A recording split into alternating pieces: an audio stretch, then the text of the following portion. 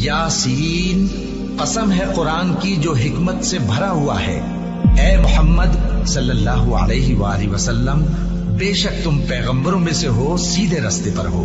ये कुरान गालिब व मेहरबान का नाजिल किया हुआ है ताकि तुम उन लोगों को जिनके बाप दादा को खबरदार नहीं किया गया था खबरदार कर दो कि वो गफलत में पड़े हुए हैं।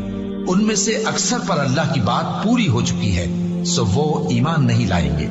हमने उनकी गर्दनों में तौक डाल रखे हैं और वो ठोड़ियों तक फंसे हुए हैं, तो उनकी गर्दनें अकड़ी हुई हैं, और हमने उनके आगे भी दीवार बना दी और उनके पीछे भी। फिर उन पर पर्दा डाल दिया तो ये देख नहीं सकते।